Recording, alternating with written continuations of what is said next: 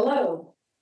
Thank you very much for coming. Welcome to the Ames Public Library, both in person and virtually, for Learn with the League, Free Speech in Public Education. This program is brought to you through a partnership with the League of Women Voters and Ames Public Library. I am Clelia Sweeney, one of the Adult Services librarians here. The library's mission is to connect you to the world of ideas. We do this through the diverse and inclusive resources and programming like tonight's event. For those of you with us online, please submit your questions via chat, which you should find at the bottom right of your screen. We will be monitoring the chat to make sure your questions get shared with our speaker. For all participants, today's session is being recorded. It will be posted to the League of Women Voters Facebook page after the event. We will have time for questions at the end of the presentation. With that, I will hand this off to John Klaus, who will introduce our speaker for tonight. Thank you, Clelia. I'm John Klaus. I am a co-chair along with Linda Engelhorn of the Learn with the League program offered by the League of Women Voters for Ames and Story County. Tonight's topic is going to be about free speech. It will be presented by Joanne Tubbs, who is Director of Educator Preparation Programs at ISU. And the issue will be, can educators be disciplined, punished that is, for speech made outside the classroom? And what protections do teachers have under the First Amendment? And that's all I'm going to say. Thank you. Perfect. Okay, well, thank you so much. I am excited to talk about this topic. I will preface this by saying that I am not an attorney. I am a former teacher, and I also worked extensively at one of the bureaus at the Department of Education here in Iowa that worked in one of our jobs was working with educator ethics and misconduct.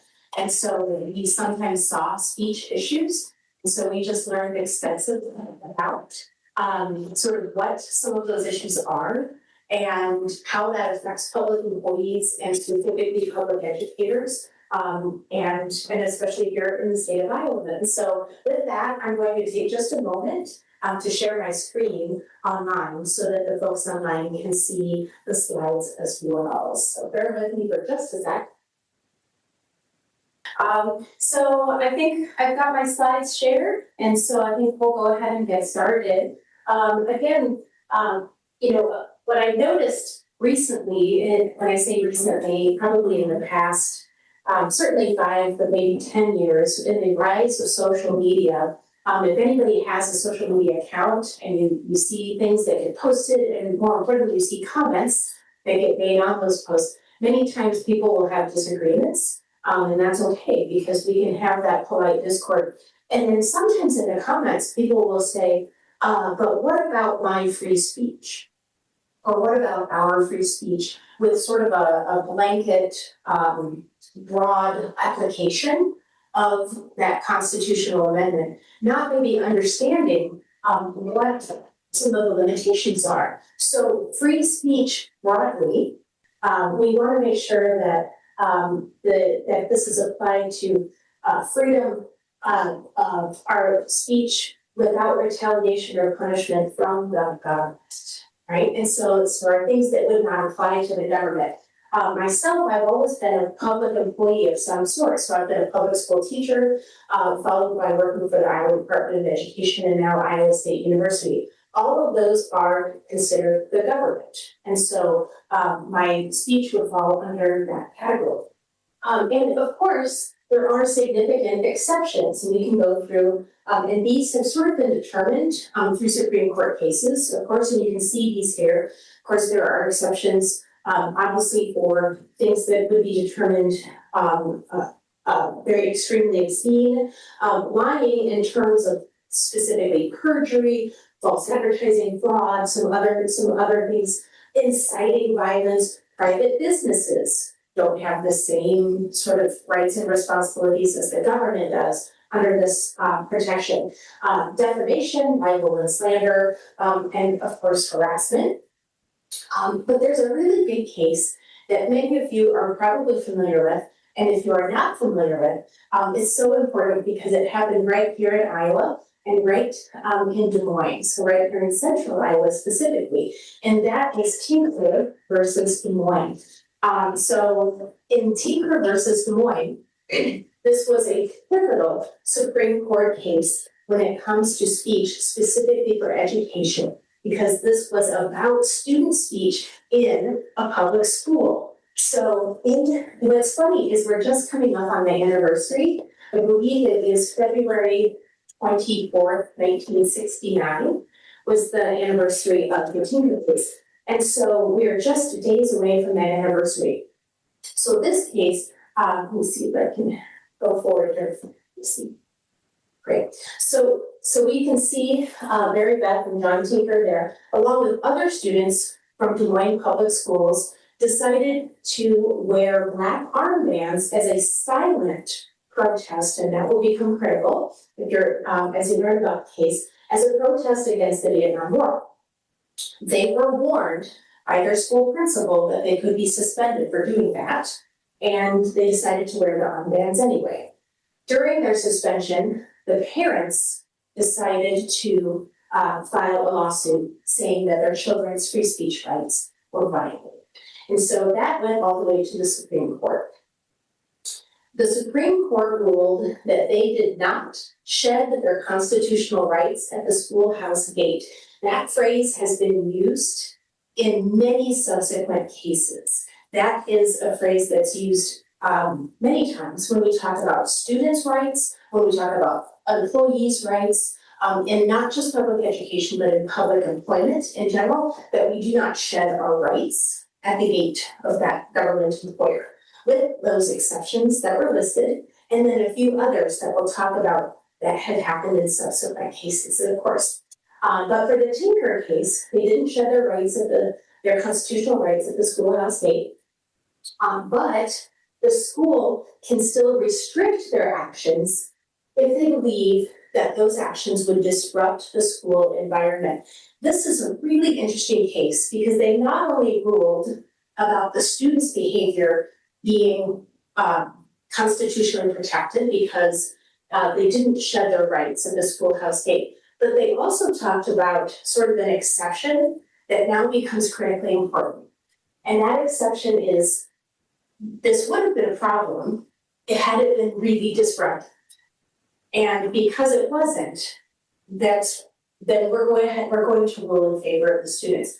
But this was the first time that it was really articulated well in a Supreme Court case that disruption will be a problem because the public school has the right and responsibility to provide a disruptive-free environment. So now we have sort of a test, right? And that's kind of one hint of a test where we can put subsequent cases on. So they ruled that these armbands would not significantly disrupt the school environment because it was a peaceful protest. All right, and so like I mentioned, it was sort of almost like not unintended, but almost like an addendum to this case that they add the disruption piece because that will become very, very important in many of our next cases. And this case has been cited in numerous. In fact, I tried to find exactly how many cases that this case has been cited, and there were so many that I couldn't quite get an exact number. And it's I think something to think about that happened right here in Iowa. That case went all the way to the Supreme Court, right here for students. Right. Again, I talked about exceptions because I think these are important. I won't go through all of this list because it's pretty extensive, but it goes through some specific cases from that earlier list about, hey, free speech doesn't mean just free speech. Again, it's talking about specifically government, and also there are significant exceptions. We talked about that it can't incite violence, obscene materials. There are some cases during the Vietnam War with draft cards, and then some specific cases to school districts that were after Tinker that we're going to talk about as well. Okay, so there is a test, I know there's at least one attorney in the room and maybe others that are probably really familiar with these tests that the court often used to say whether or not what we'll call a free speech case will pass a test for either the employee or the employer in public employment. So the first test, we're going to call it Pickering. So the Pickering test, this goes all the way back to 1968, and this was a teacher. So we had a teacher who wrote a letter to the editor. And this is a very interesting case because he was terminated for criticizing the school board in that letter to the editor. And in the letter, he criticized how they were spending money. And so he said to sod football fields on borrowed money and then not be able to pay salaries is the curve for the course. So it was sort of criticizing their, fiscal priorities as an educator. And he was terminated for that letter to the editor. So it went to court, and the court ruled that, similar to the ruling the following year with Tinker, that public employees also do not forfeit their rights as long as they're speaking about matters of public importance, and even if they're speaking about their employer. So basically the test is, are they talking about something that's a matter of public concern or like a personal grievance? And so this person was kind of talking about the broad use of tax dollars by the school. And so the court determined that that was a matter of public concern. So thinking back to my time as a teacher, I taught in Des Moines Public Schools, and I also live in Des Moines. So I could, for example, potentially, during that time of employment, I could have written a similar letter saying, I'm to the Des Moines Register, I could say, I'm not sure that we should build a new football stadium when we need money for, something else. As long as it wasn't specific to my job and didn't have a specific focus on something that was a personal focus on me and my position, and I was speaking on behalf of the greater good of the taxpayer, that was probably going to be protected if I had chosen to do that, and if the district had retaliated. So that's sort of the Pickering test. Is it about the greater good? Or is it about sort of a personal vendetta or personal concern? That is the test. All right, so that's kind of our first test. Our second test is Connick v. Myers, and this wasn't a school. Is anyone familiar with Harry Connick Jr.? Okay, this is Connick Sr., was an attorney down in New Orleans, and so in St. Gallen. This is a case where an employee in the law firm was upset about being transferred and then distributed a questionnaire sort of about different things in the office, and it was very personal. So now we're kind of getting to that personal test versus the public good.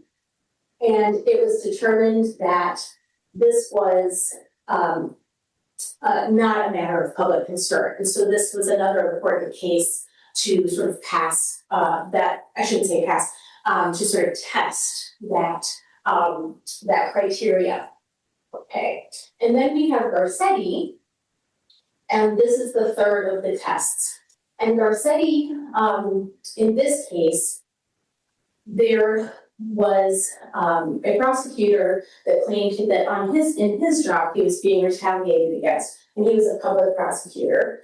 So he distributed a memo, right? And he also gave a speech at a conference, but it was in his role. So he's speaking at a conference as, and I'm not sure what his role was, but let's say like an assistant attorney general or a DA's office, something like that, where you're a public employee. And so how that case turned out was that if you're speaking in part of your official duties as a public employee, then your employer is going to have the balance of the rights because you are there as an employee. So that employer will have the balance of the rights rather than the employee. So you can see sort of a slight narrowing a little bit in some of these cases where the employee, is losing a little bit of, but not much, of some rights. And then some more recent cases, there was a case not too long ago where a public employee has the right to testify truthfully in court without fear of retaliation. And that's really important to know that we should be testifying truthfully in court, but we should also not fear retaliation. All right, back to school districts. This is a student. This next case I found really fascinating because it's the first case that I knew about that involves Snapchat. Okay, who is familiar with Snapchat? Ever heard of it? Okay. So, right, so I don't have Snapchat. I think I tried to figure it out for a day and gave up quickly. I do know that my young adult children have it, and that's maybe more its audience, but here's what happened. There was a high school student who had tried out for the varsity cheerleading team at her school and did not make the team. Okay, she was upset about this, and so she took to Snapchat to express her opinions about not making that team. That's pretty common with students and even adults, is to take to social media to express an opinion one way or the other. So the student went to Snapchat. If you're not familiar with Snapchat, one feature is that it has sort of a disappearing feature. So you may send something and then after a few seconds, it might go away. There's different ways for it to stay, but one of the options is for it to sort of appear and go away, right? So the student may have thought that it was going to appear and go away, thinking this will be kind of a non-thing. I'll just kind of, do my expression and then it goes away. So she used some vulgar remarks about the school on Snapchat for not making this cheerleading. Oh, The school then suspended her altogether from all cheerleading. So she should have been on like the junior varsity or something instead, so suspended her. So then, this went all the way to the Supreme Court. And in 2021, the Supreme Court ruled that her off-campus speech did not rise to the level of disruption. Again, we have to go back to Tinker, where they, very explicitly said, now we're protected unless there's a disruption, and then the school has that right.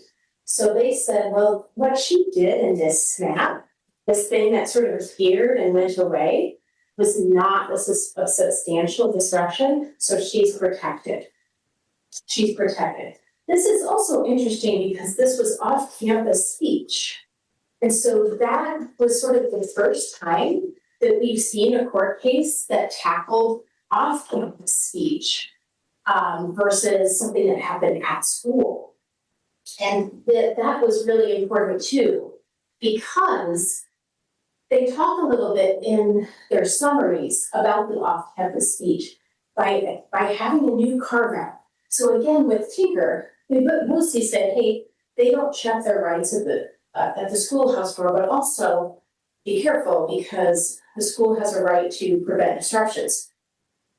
In this case, she's off campus and they said, well, she didn't create a disruption, but an off-campus speech may not be protected, maybe, if it includes threats, right? Because that would be the inciting violence, threats against students or teachers, maybe even potentially criticism of teachers and bullying.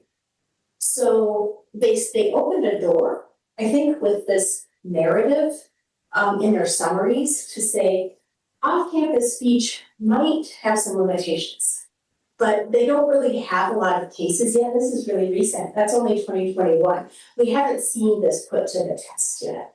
It will be very interesting to see what happens if there's an off-campus speech case that goes to the Supreme Court that involves something like a threat or bullying to see how the court might rule. Because I think they've kind of set us up here to indicate how they might, okay? So we can put some cases to the test. So that's what we're gonna do together today. All right, we're gonna try and see if we know how the court would rule. Okay, so here are some potential tests that we can use. So the Pickering-Connick, kind of going back to those, the first thing we're gonna ask ourselves with these cases are, do we think that the employee or the student is speaking on a matter of public concern, something for the greater good? Or is it something like a personal grievance or vendetta? So that'll be our first test. And did they disrupt the school environment or the workplace or not? All right, so if it's a public concern and there was no disruption, likely, but not always perfect, right? But likely, we could probably say, if we had to make a guess, that the employee or the student would potentially win this, right? So based on these cases in this test that we're getting. Okay, or on the other side of the coin, was it a matter of private grievance? Was it disruptive? And were they talking in their official duties? Then we think maybe the employer, or if it's a school, they're probably going to prevail. So that's our test. If we were a court, don't you feel like you could be on the Supreme Court now? That's not too hard, right? So you put these things to the test for her. Okay, this is a real case. This is a real Supreme Court case. But we're going to try and guess if you're not, as long as you're not already familiar with it, and some of you might already be. We're going to try and guess what the court ruled in this case. So we've got a journalism class. Can you imagine being a journalism teacher? Yeah, I never taught journalism, but I can only imagine the challenges that could maybe come with facilitating that. So students in a journalism class wrote stories, and they had some topics about teen pregnancy and divorce. And I think this was in like it was in the 80s. I need to double check. I think it was like 83, but I don't think it hit the Supreme Court ruling until about 88.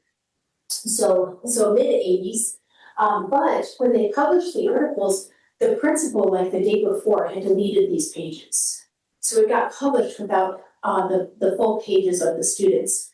Now, based on our test, what do we think about the principal's ability to do that with this student newspaper?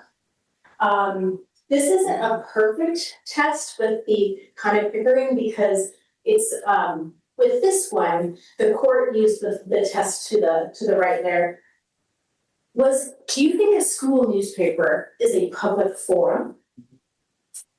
And are these articles so disruptive that they could they could impact the learning environment in terms of disruption? So that's our question. I will tell you how how do you think the court ruled? Question. You might know. Is it private school or a public school? I believe this is a public. Does it make a difference if it's a private? It does make a difference because we're talking about the government, right? So public schools fall under the government, whereas a private school would not. So a private school would have more authority to, impose their rules without some of the protections. So it's a public school. So what's your guess? Did they rule in favor of the students or the principal? Students, maybe? Okay, some couple votes for students.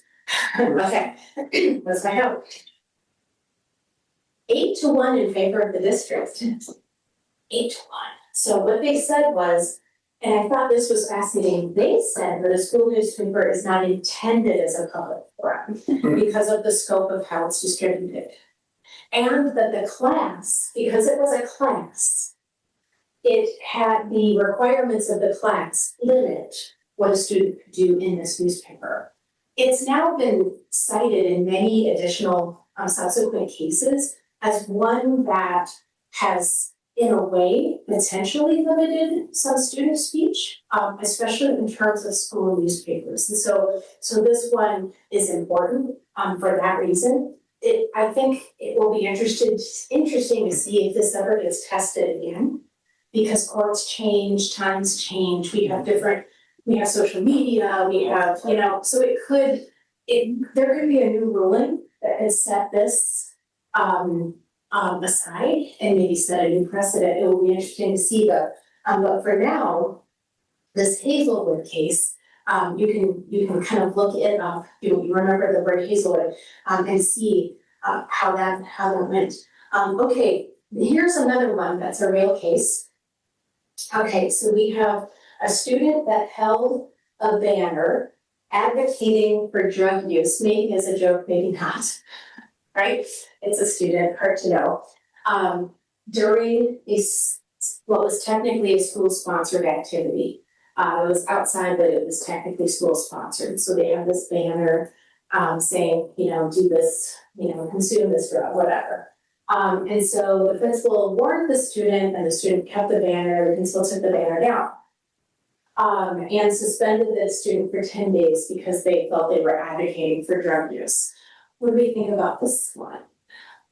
So do we, sort of a public forum, think of, can the student have their speech? And is a banner like that disruptive? What do we think? Well, I think this is more about the disregarding the authority of the school official.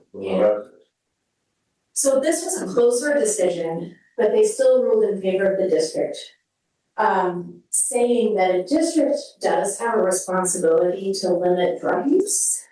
And if a student is advocating for that in a way that's very, very public, and then it may limit their ability to restrict drug use.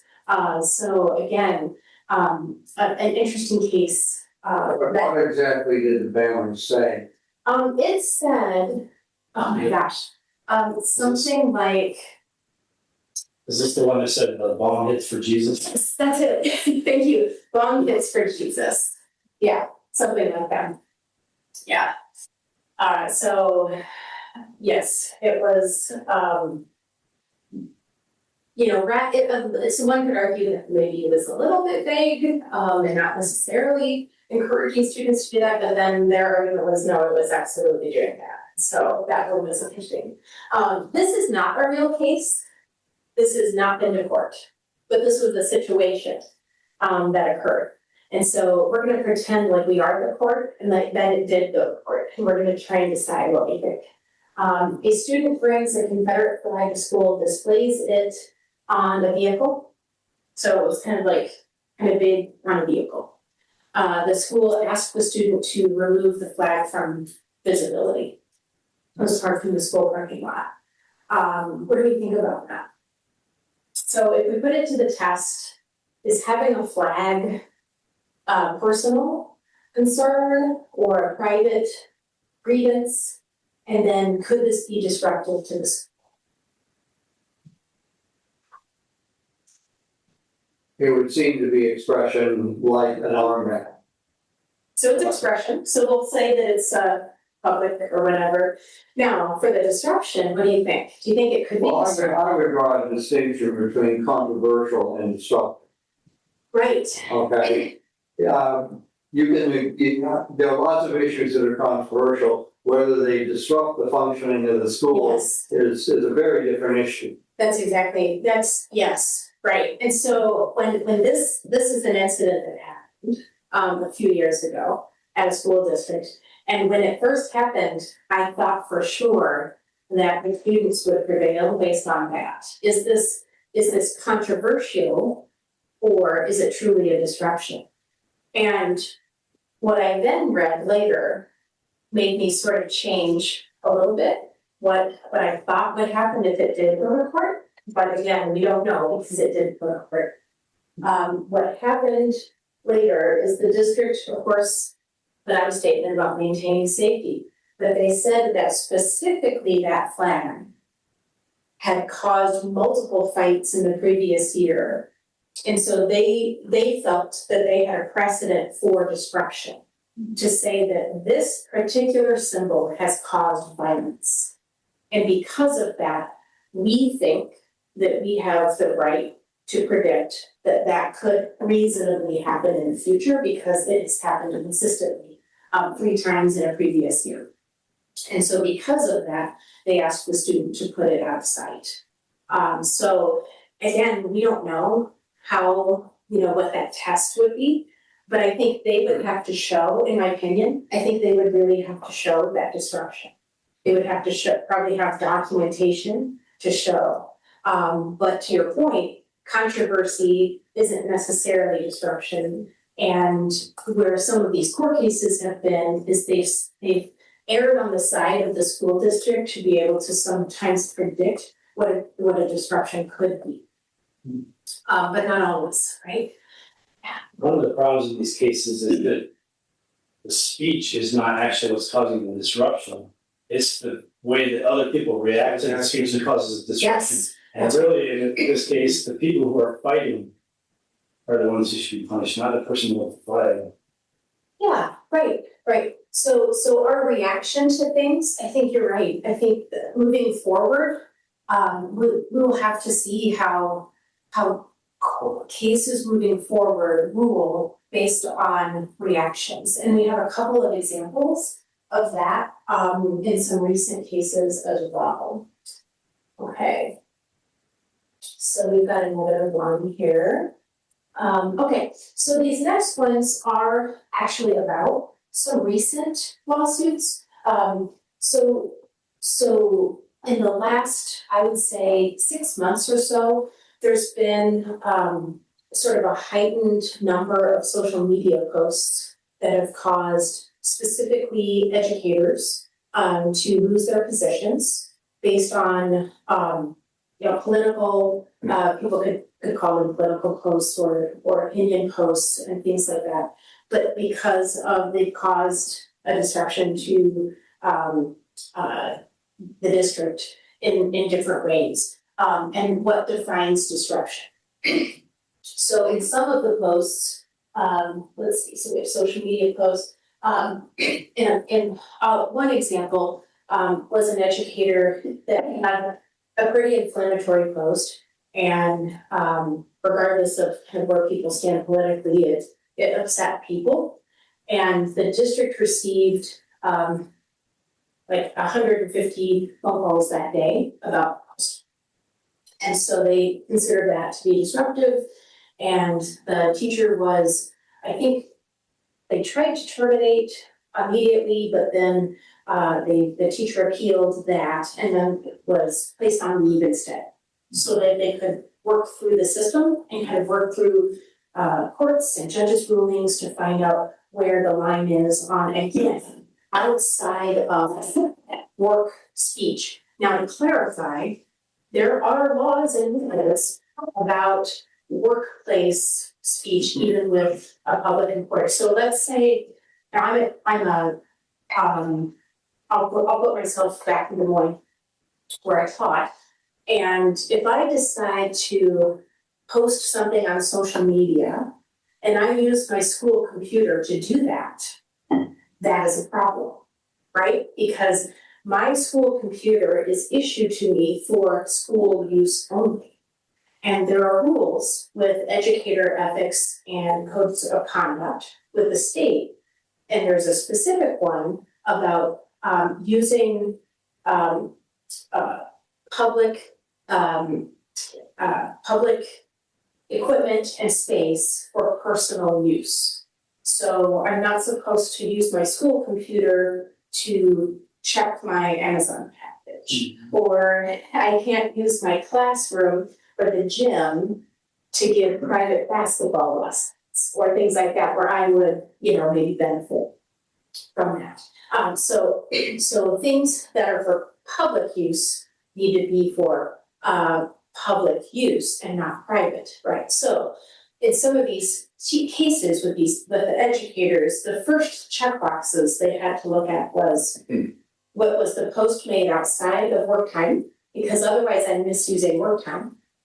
Was it on a personal device?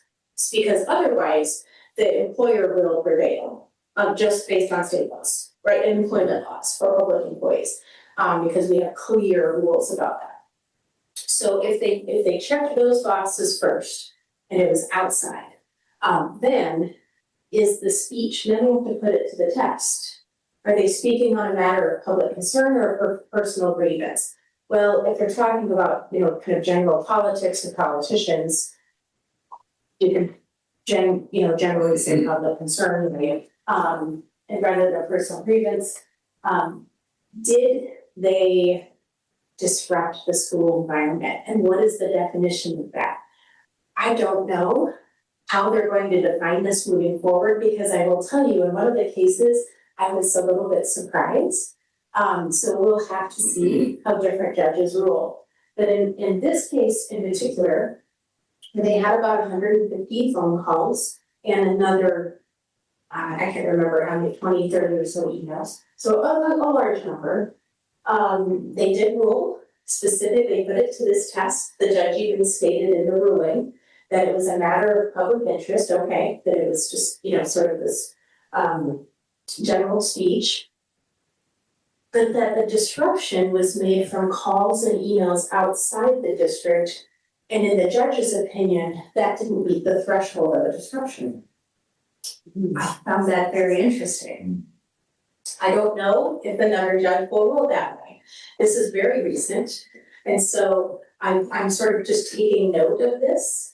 When you say outside the district, you mean people who live outside the geography. Of the community. You're not just saying people who aren't district employees. Right, so not parents in the district, not district taxpayers, not anyone that would have sort of a direct impact or implication of the district. So yes, so not employees, not parents of students, not district taxpayers. So coming from other states, coming from other parts of the state, coming from even other countries, were the emails and phone calls. So because some of the posts that have been in the news recently have sort of gone viral, and it's using that term where people are able to access this news, all across the country. And so then the district was receiving phone calls about that. So interesting that the judge specifically said, yes, you received a number of phone calls, but of those, only a handful, like it was in single digits, came from what we would call constituents in the district, taxpayers, parents, employees. And so because of that, the next thing, personal time, personal account, so check those boxes. The judge ruled in favor of the employee or part of the case. There's still part of the case pending. So that case is still in play, but it's sort of moving through as different pieces of it are being ruled on. So we'll keep watching. This is an IR case It is not. of a Tumwa, someplace like that. So it's not Ottumwa, but it was in another district. It is, there is a similar case that had a very specific district policy. And it's interesting because it's of how the judge ruled, and I think this comes into play. So the district policy very explicitly talks about appropriate character on a work site, including material posted to personal devices and on personal accounts. So they have a policy in their employee handbook. They go on to say that social media posts that diminish the profession, et cetera, could result in termination if it's found to be disruptive. But they put that caveat in there because they know that it's got to stand up in court, and that will need to probably potentially happen, right? So in this case, the judge ruled, it's just, again, the cases have multiple elements. So this first test of the case was not about employment termination. It was only about eligibility for employment benefits. So it was a kind of a small test of this person's case. And the judge ruled that they are not eligible for unemployment benefits and specifically cited the policy that the district had. It will be interesting, again, not an attorney, but it'll be interested to see if the employee either appeals or with their next level, when they're talking specifically about the question whether or not the policy is constitutional.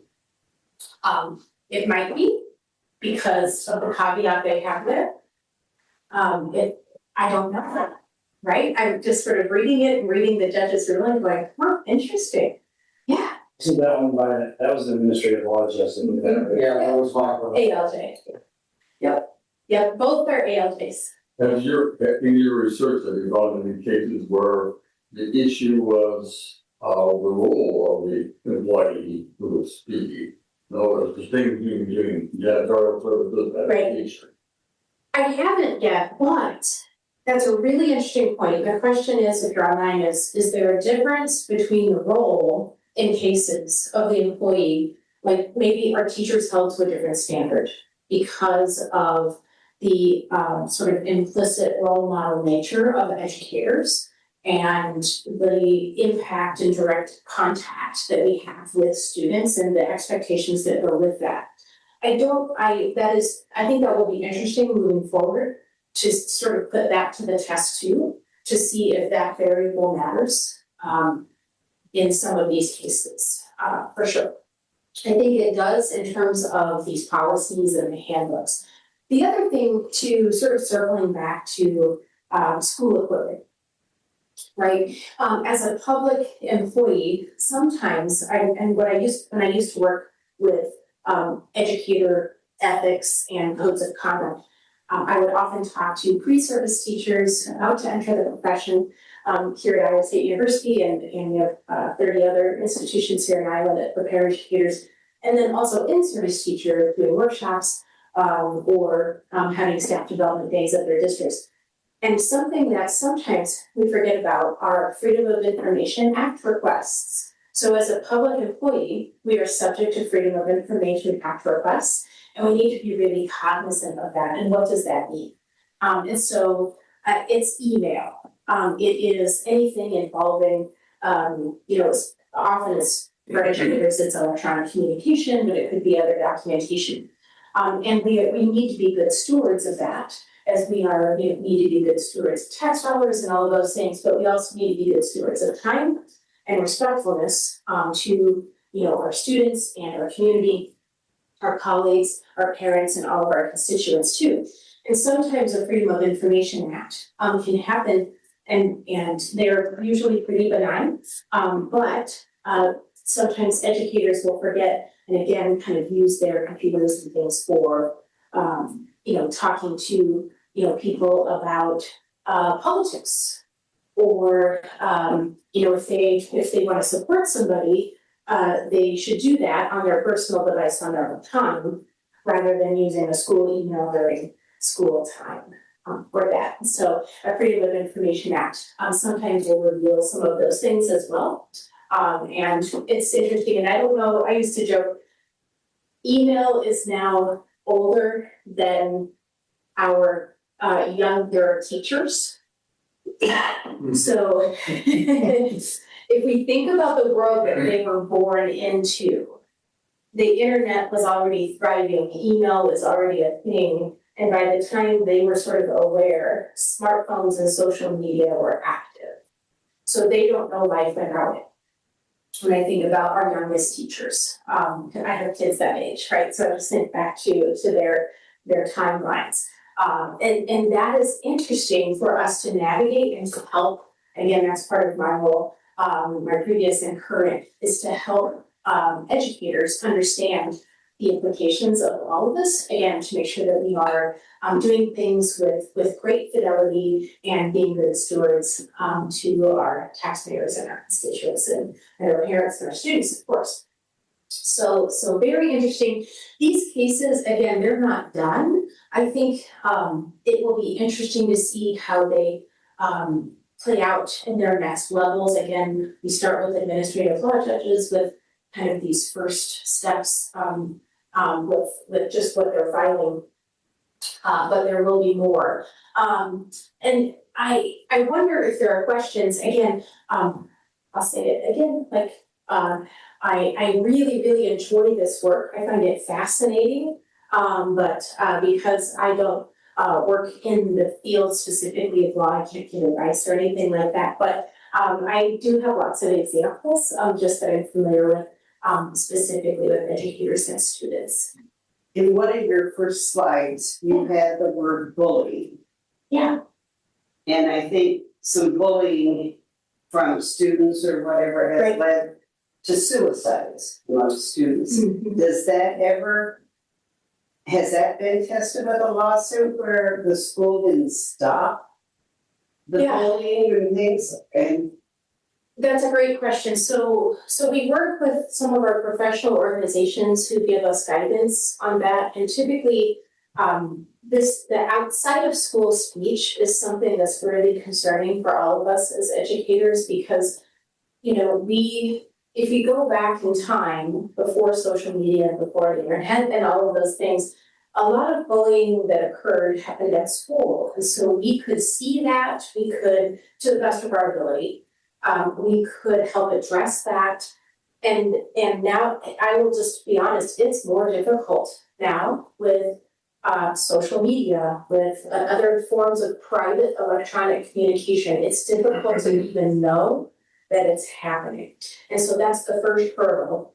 But I do know that any time that anything that happens outside of the school day, when the effects of that come back in and start spilling into the school day in any sort of way, then educators and administrators have more power to take action over that.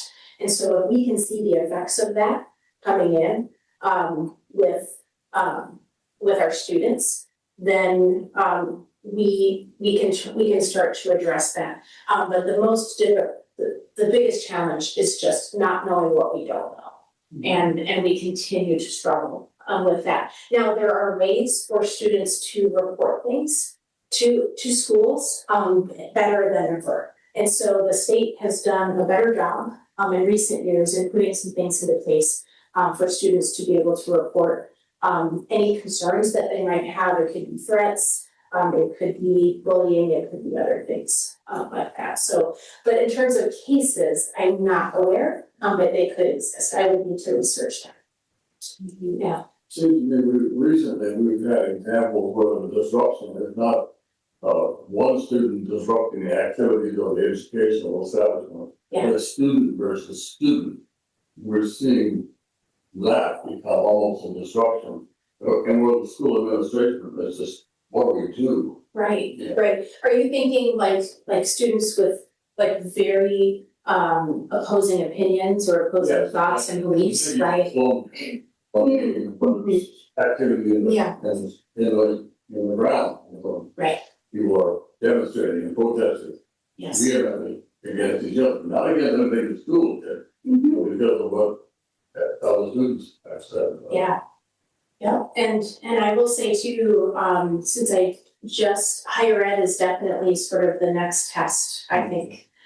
Because we're seeing things happen on college campuses now that I think are absolutely gonna put some things to the court test. Just to your point. Well, we have the Iowa State Daily story about students Today. in government. Yeah. We're taking money from outside sources, Mhm. and other students feel that should not be allowed, and it's going to go to the student Supreme Court, I guess. Yes, that's exactly right. I was surprised, I think, a little bit to read that, although there have been a few articles. They're Right, the yeah. president of the student body. Right, and so it'll be interesting to see what the student government articles and bylaws are, to see exactly what was violated, and if either side truly has a case, to see. But that one was really interesting, and again, there was an article, it was the Iowa State Daily today, I think, right? So if you're interested, today's the 19th, pull that up and you'll be able to see an article about what's going on with the Iowa State student government. I think the article is pretty well written, it's pretty thorough. it was the impeachment of the Mhm. president of Iowa State. It does, it talks about the impeachment of the president and what articles they feel are violated. And so it will be interesting to see if that is that if they can prove that But it's not clear to me that that's a free speech issue. right, What the allegation, as reported on public radio this afternoon, was, had to do with conflict of interest. yes. Which is a whole different thing. Right, especially if they have clear language about that. And so that they can't turn it into a speech thing, right? And so, so that would be important to see if their student government has clear language about that conflict. But if university administration drawn into this in some way, and it can be accused of having repressed on one point of view, Right. or another point of view, then you have First Amendment. Right, it could. I wondered about that. I wondered if it, if it were to sort of escalate a little bit into a different, sort of realm like that, so that it could become a speech issue. Yes, for sure. And as our state senator knows, we've had lots of legislation recently about speech on campuses that are, even establishing, places on campus and institutes and things, for establishing those. So the state is, I guess, has had focus, legislatively on this issue, for the last 5 years, with even some legislation, so that's been interesting. If I could address that a little bit. Yeah, please. There is strong language in the Code of Iowa already that protects free speech, and that specifically says that the purpose of the university is to investigate all sorts of different matters, Yes, and with the clarification or implication that free exchange of ideas, even if you think that 2 + 2 is 5, whatever your ideas are, right or wrong, the exchange of those ideas is fundamental to the mission of the university. It would seem to me that given that statutory statement, it would be a very high bar that would have to be passed to cause any kind of faculty or student expression to be disrupted. right. The law says what we're about is disrupting the intellectual environment Yes. so as to pursue truth. Yes. Absolutely, and it's even, if you go online, and I try not to be someone who spends a lot of time on social media. In fact, if you look at my accounts, my joke has always been that I stick with pictures of rainbows and my garden. So if you like vegetables, you might find it interesting, but other than that, it's not super interesting, what I post. But when you read comments and things on others, the immediate jump, I think, us as citizens of the United States, we think, you just hear the phrase, we have free speech, but we don't contextualize what that really means and what the different parts of it are. And that it's really about the government, and that it's not just sort of this blanket right that we have, but that there are exceptions and that there are limitations, but then even within those, there are things that we can't limit. And with educators, again, because that's specifically the world that I'm coming from, the disruption, I think moving forward will be critical for these court cases for the, let's say it's a school district that terminates somebody. They'll need to show what that disruption is. For the employee, they'll need to show that it wasn't. Going back to the student who had the Snapchat photo, so the cheerleader, going back, sometimes the disruption is about timing. So her post that was up for how many seconds or minutes or however Snapchat works. I've asked. The post Nobody itself didn't cause too much disruption amongst students because it was a pretty typical student thing to say and do. right? It might have been a little outside, but not horribly atypical of something a student might hear say. The reaction to her being removed from cheerleading altogether may have caused a disruption. But that wasn't caused by her speech. It was caused by the district administration reaction to it.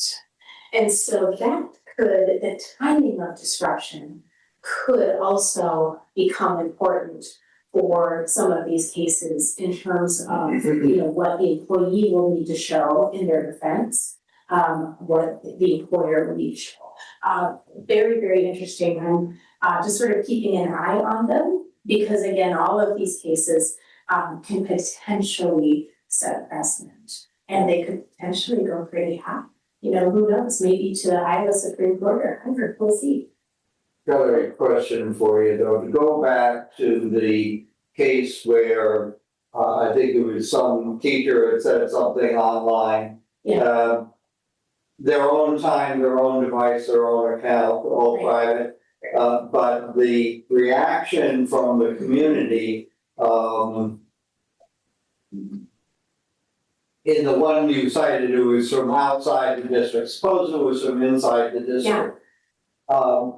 That strikes me as being pretty close to a heckler's veto. Right. It will be very interesting to see if we can get a better example of sort of that. So one example that I have in my mind that I worked with that didn't go to court was a social media post that again, I think it was meant to be sarcastic. It was actually a comment on somebody else's post, so it wasn't even their original post. But it was a joke that did not land well.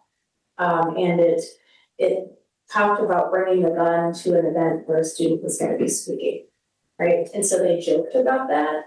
But again, as an educator, you can think, what I used to, when I was talking to young aspiring teachers is when we post things, you don't get the same facial expression, body language, vocal tone as you do when we're talking together.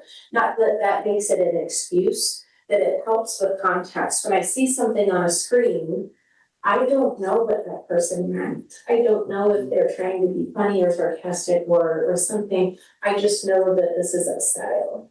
And so it can be more difficult to contextualize speech on a screen. And so that's just something that we work with because we want our educators to know that so that they'll then teach our students that too, because that's important. We want them to be good stewards of their electronic footprints and their presence online. And so the better we can prepare our educators, we can help prepare our students too. But so this educator said this thing, it was inflammatory, it was a little scary, and it was upsetting, and this was many years ago, right? So this is before even some recent events. People took screenshots of that and started sending it around. And somebody sent it to me because they knew the work that I did and said, hey, have you seen this? You seen this post? It's upsetting. I said, no, I hadn't seen that. That's interesting. We'll have to see how the district handles that. The teacher was placed on leave on the next day because I learned later that the district had gotten, and this is where I wanted this, about 200 to 300 calls from parents in the district. And the parents had said that they were upset. And so, but because it started getting passed around on social media, it was in the New York Times by Sunday, the post, and the teacher resigned on Monday. So the teacher chose resignation rather than sort of dealing with the aftermath of that post. And I think it's, regardless of what the post was, I want to try and give people grace and say, boy, people can make a mistake, and 5 words and they're done. They're done teaching. And I don't know anything else about this person, but I just know that that they're no longer an educator because of those 5 words. And that was their choice to resign rather than sort of pursue the court system, and it definitely was a bad mistake, for sure. But is there, and was there room maybe for some remediation, and was there room for anything, in that context? I don't know, but in that case, it would have been interesting to see, because I think from what I understood, that the complaints did come specifically from the community, because the complaints all happened before it went viral. But it seems to me that before the school administration could take some type of punitive action against a teacher who made posts, the school administration needs to have some clear articulation of what the limits are. Right, so Thou shalt not do this, so it has to be written down. So going back to the district that does have the policy maybe, and having some, something, some clear expectations, so that educators know, what maybe those employment expectations are. I don't know if those expectations will get tested or not, or if they could be tested, or if they're really well written, if they'll stand up. Well, the one you put up seemed to be way overreaching, basically saying, we own all of your time, whether you're on site or not. Yeah, Your behavior always has to comport with Yeah. whatever, some notion of professionalism. I'm sorry, they pay for my time, and I put my time in my official capacity. When I leave and go elsewhere, Yeah. that's my time. Now, in my current job, that tends not to hold, sure, but, of course. but in my past Of course. job, like yours. Yeah. And people would ask, young educators or aspiring would ask, is it fair that I'm held to a different standard? And that wasn't just about speech, it was about everything, about, whether or not someone's looking in my grocery cart, or if I, do X, Y, and Z. So I don't know the answer to that, but I can tell you that that has been the societal expectation for, centuries. And so it is there for sure. That would be correct. Yeah, so One that's. more question, anybody have one? I got This Go for it. a current issue. Everyone knows the man behind me, it's the same. Go for it, maybe. Maybe. A piece of legislation pending in the Iowa Senate right now. The bill started off by requiring reports from public schools, community colleges, regional universities about incidents of anti-Semitism.